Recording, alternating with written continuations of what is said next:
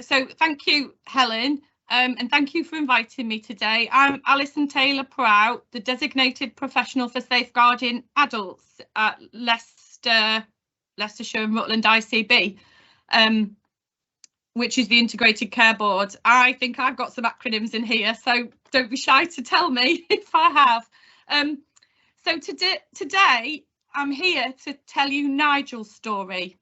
Now, this is learning from a safeguarding adult review, and I haven't got long, so I won't spend a lot of time talking about safeguarding adult reviews and why we do them and the law around that, because you can have a look at the map if you're interested. Basically, we do a safeguarding adult review if we're worried that an adult has experienced significant harm or death as a result of abuse or neglect. And it's bringing a multi-agency together to see if there is any learning from that case. And this is what we did in this case. So I'm going to introduce you to Nigel and talk you through the learning that we had as a multi-agency. Now, what's important to just say here is that within the multi-agency, there's been in recent years, nationally and in our area, there's been lots of concerns about the human rights and well-being of adults with a learning disability. And this has played out through COVID, as we've seen increased deaths from adults with a learning disability. And this is what's happened in this case. Nigel died during COVID as a result of COVID, but also associated health problems.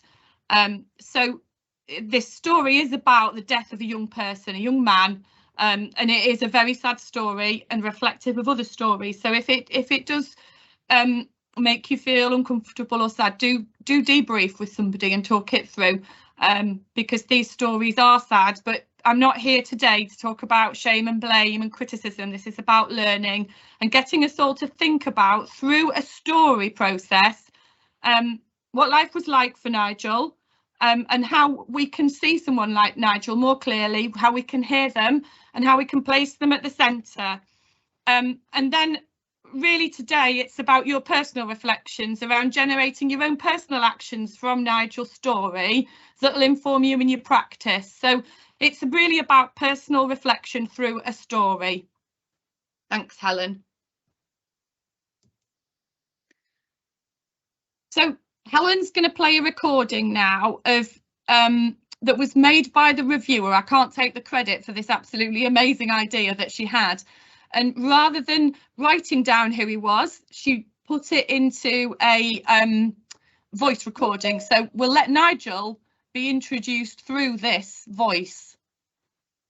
Can I just say that if people need to turn up their own volume, yeah, it is quite faint, so people will have to turn up their own volume. Okay. Hopefully. COVID pandemic particularly difficult. It against milk. Sorry, I'm going to start at the beginning. When I eat, so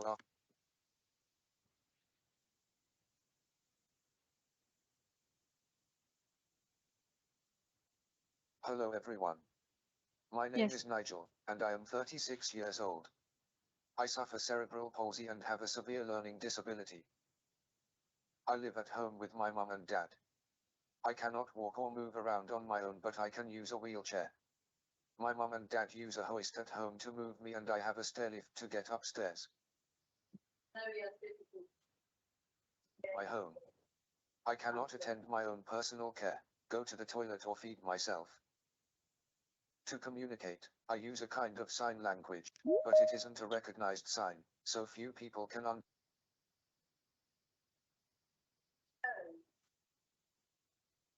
understand what I want. When I want something, I cough, to get people's attention. I do have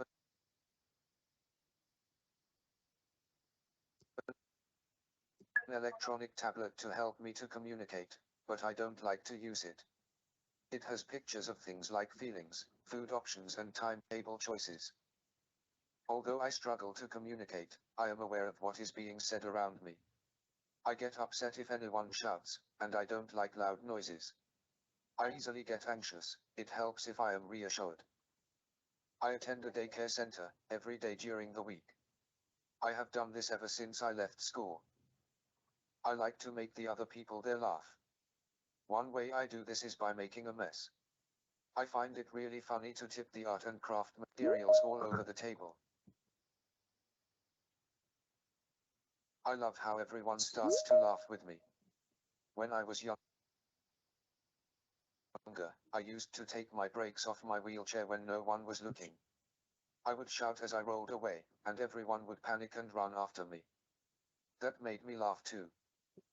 I have a lot of difficulty eating and drinking, but I love the hot chocolate I always get when I arrive at daycare. I get a big cup full, but to help me, staff pour it into my smaller cup in small amounts. I have my lunch at daycare. I don't like lumps in food, but I like mashed up frozen vegetables, with grated cheese, and mashed potato. I like to have this with something like bolognese, or mashed up fish cakes. For dessert, I love mashed up sponge pudding, with custard and condensed milk.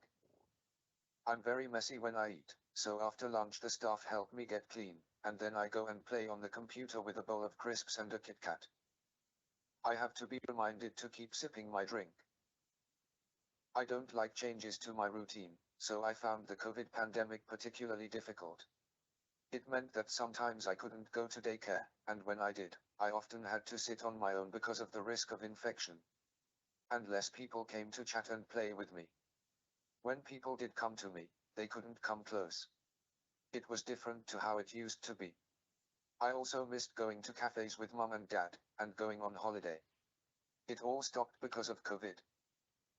I like to eat at the daycare center, and I like to eat at cafes, but I don't like to eat at home.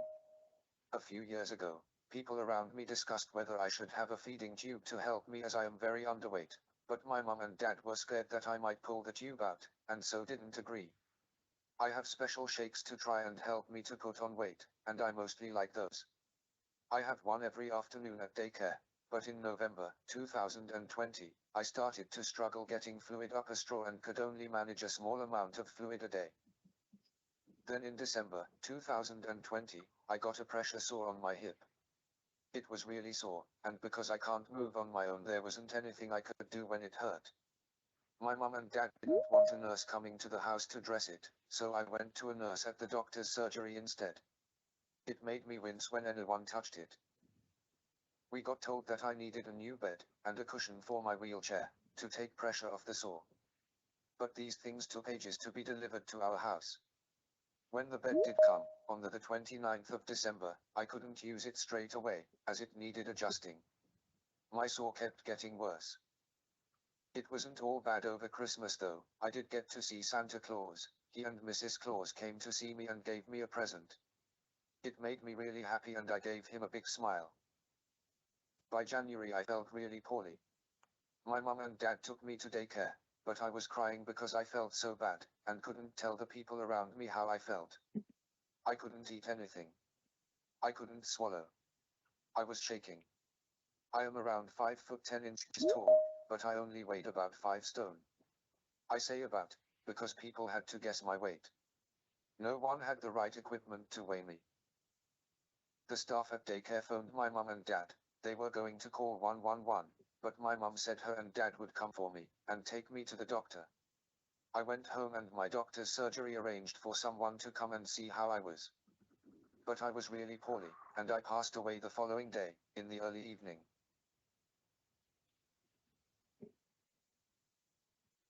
Thanks, Helen.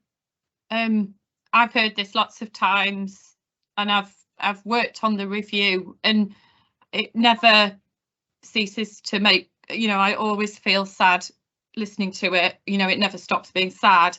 And what I want to stress again is it was the perfect storm. We had COVID, the day centre had to close, everybody was struggling, and that would include the family, professionals, and Nigel himself. But when the day centre had to close, he was really unwell, and family hadn't liked professionals coming in. So this slide talks about some of the issues that interfaced with his care, that and a really good structure had been put in place to work with the family, to engage the family and put Nigel at the centre. But what happened as a result was that there were times when his care was compromised, and this is because his parents loved him and cared for him without question, but they didn't always understand the law and processes around the law in terms of MCA and Care Act, because it didn't seem like it was explained to them and reiterated to them. And I don't think professionals always understood the MCA very well and how that interfaced with his day-to-day life. And when that crisis occurred as well, people were trying to work. But by then, he's saying here his BMI was very low. It was 9. And for people who don't work in health, that's very, very low, very emaciated. He was 6 foot tall, and that contributed to poor physical health. He wasn't getting food and nutrition. Sorry, I've just seen my colleague put MCA, mental capacity assessment. Keep pulling me up. So he didn't get equipment that he needed at times, and it wasn't in a timely way, and this might have contributed to a pressure ulcer.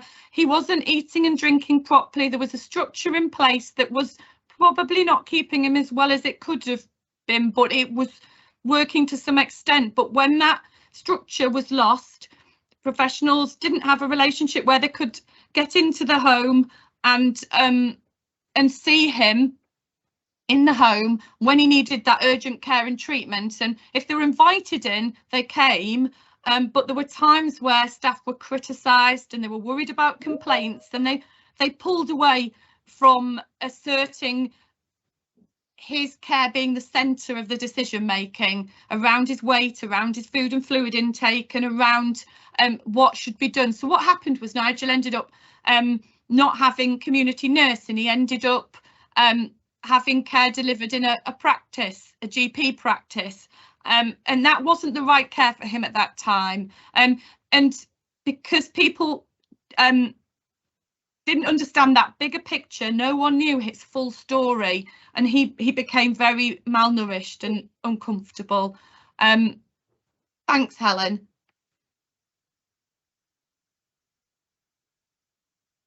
So one of the important things here is that he became an adult in 1992, I think, according to my maths, but certainly in the early 90s.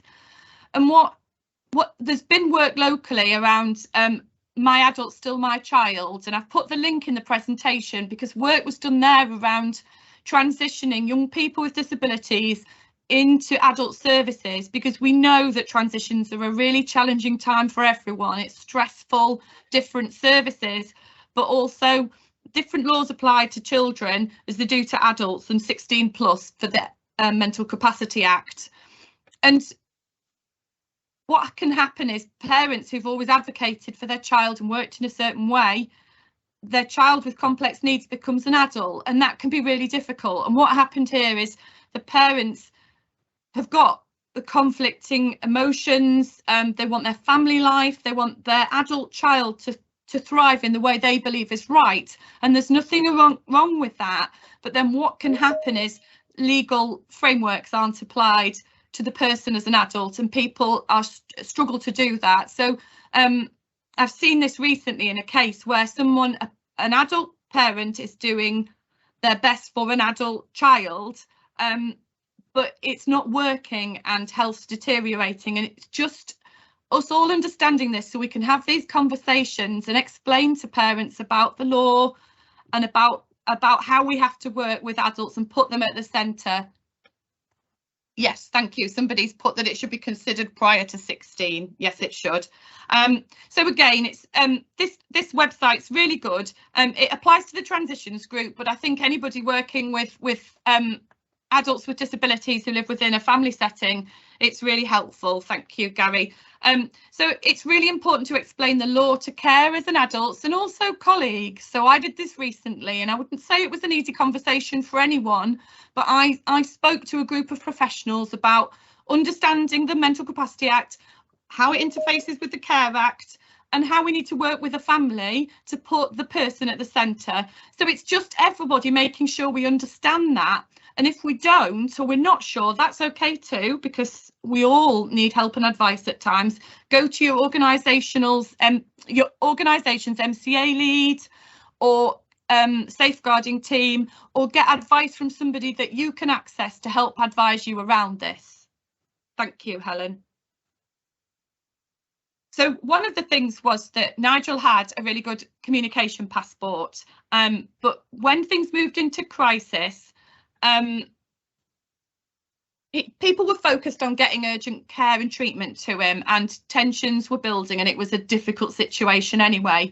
But his communication strategies weren't central to communication with him and his family, and this meant that his voice was not always heard, and attempts weren't made to complete mental capacity assessments and work with him. And so it's just about remembering communication passports, asking if somebody has one so people can explain to you the best communication strategies, try and involve the person and support the person to communicate and give them the best chance to express their views where possible.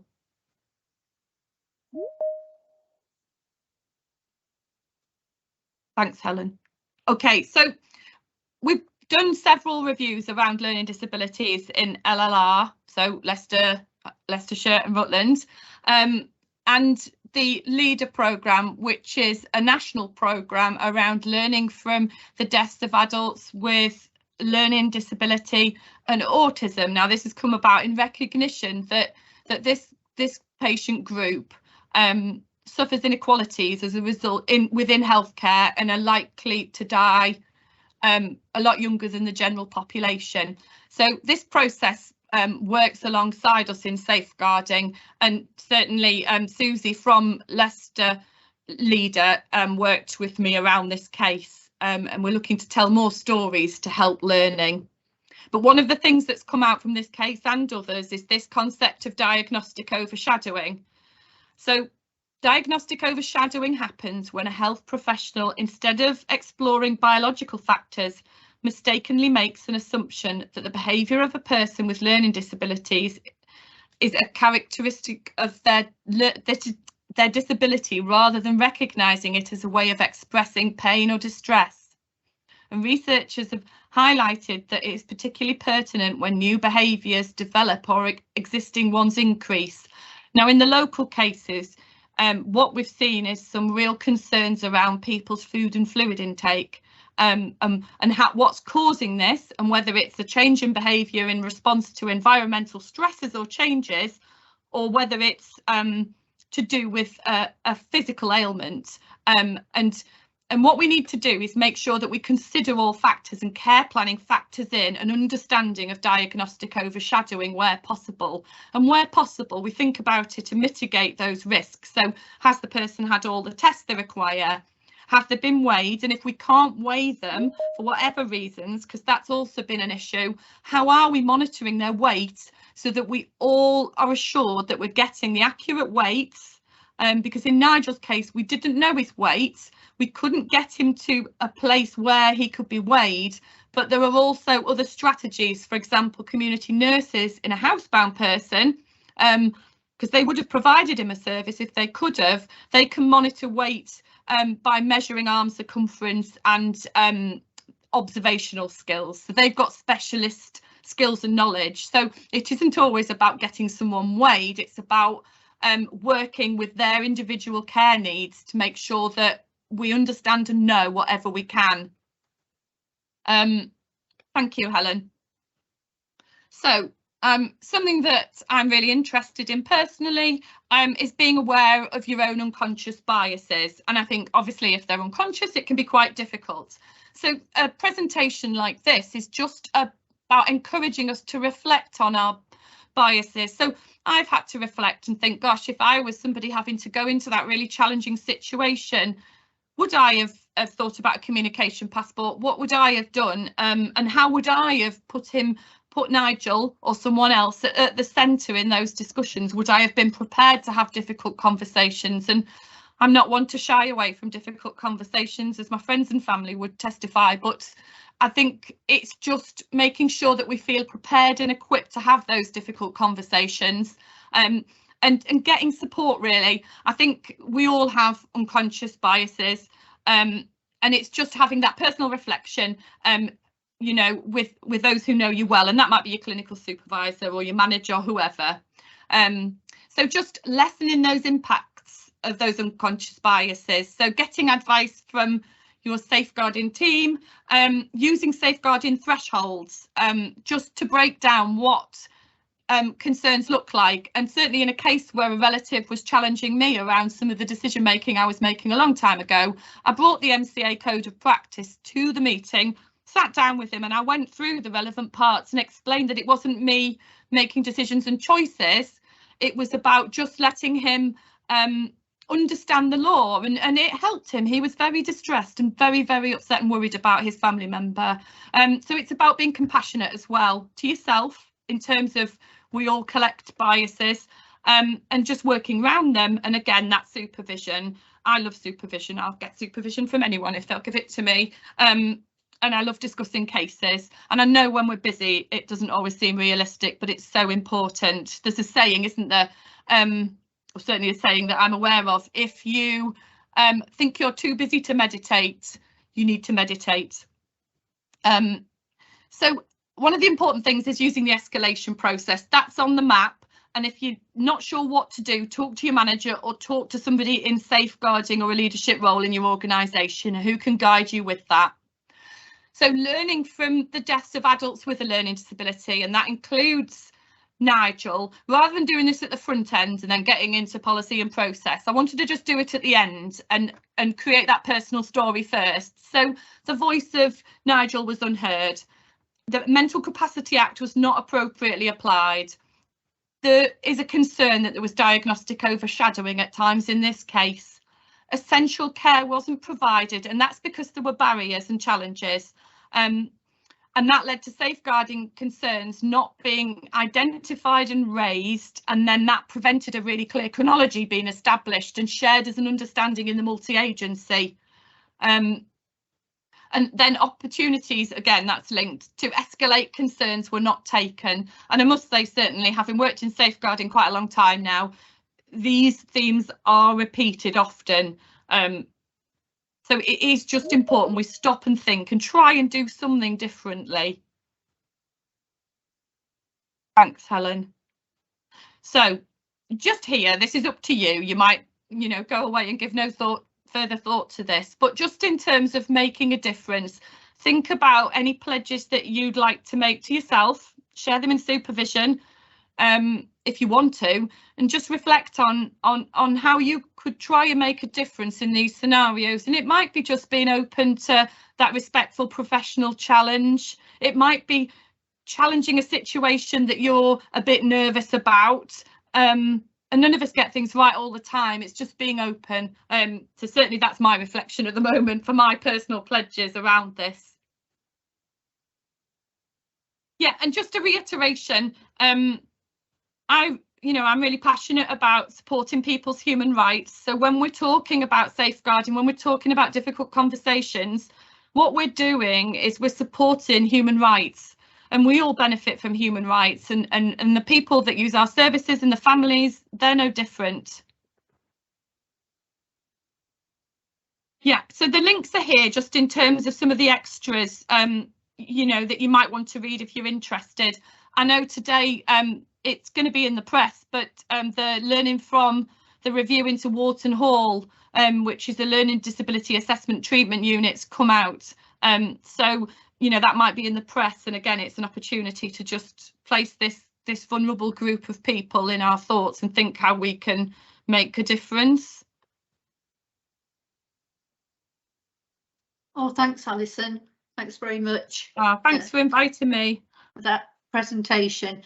Just to say that this Nigel's particular case will be, the review will be published, we think, in the second or third week in February. So watch out for that. Then you can read the full report.